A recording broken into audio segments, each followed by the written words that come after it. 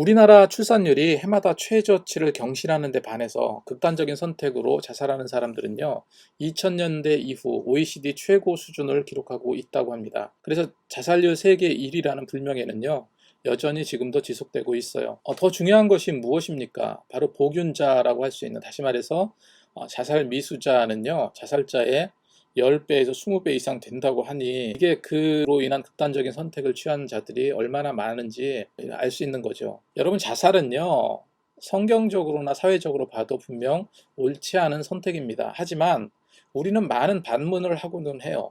오죽했으면 자살하겠느냐. 자살자의 8, 90%는 우울증이라고 하는데 이건 질병의 문제가 아니냐 이렇게 말하기도 합니다. 맞습니다. 하지만 그렇다고 해도 그런 이유가 결코 자살의 선택을 합리화시킬 수는 없는 일이죠. 또 한편으로 자살은 우리 공동의 문제요, 공동의 책임이기도 합니다. 성경은 우리의 생명을 천하보다 고귀하다고 말하고 있습니다. 예수님을 보세요. 예수님은 영혼에 대해, 생명에 대해서 얼마나 중하게 생각하셨으면 연약하고 여린 어린 양을 찾아서 산 넘고 물 건너 찾아오는 그 목자의 심정을 예를 들어 설명하기도 하셨잖아요. 무엇보다 예수님께서 십자가에 달려 죽으신 이유가 무엇입니까? 우리 인류의 생명을 살리기 위함이에요. 사실 우리는 연약한 자들이기 때문에 살기가 힘들어지고요, 괴로울 때 이런 극단적인 생각을 하기도 합니다. 여러분, 가룟 유다를 한번 생각해 보세요. 예수님을 은 30에 판 가룟 유다는 예수님을 넘겨준 것이 십자가형에 처형당할 정도까지라고는 상상도 하지 못했어요. 유다는 예수님께서 사형 판결을 받고 처형당하시자 극도의 자책감을 받게 됩니다.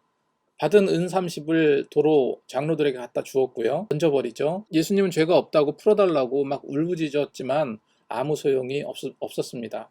마태복음 27장 3절에서 5절 말씀을 보니까 때에 예수를 판 유다가 그의 정죄됨을 보고 스스로 뉘우쳐 그 은 30을 대제사장들과 장로들에게 도로 갖다 주며 가로되 내가 무죄한 피를 팔고 죄를 범하였도다 하니 저희가 가로되 그것이 우리에게 무슨 상관이 있느냐, 내가 당하라 하거늘 유다가 은을 성소에 던져 넣고 물러가서 스스로 목을 매 죽으니라, 이렇게 기록하고 있습니다. 그 유다는 죄책감을 이기지 못해 결국 괴로움과 고통에 자책하다가 결국 자살을 선택을 합니다.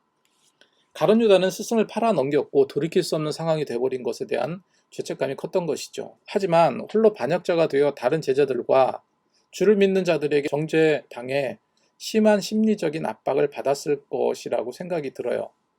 이 사실은 어렵지 않게 추론해 볼 수 있잖아요. 그 고통도 만만치 않았을 것입니다.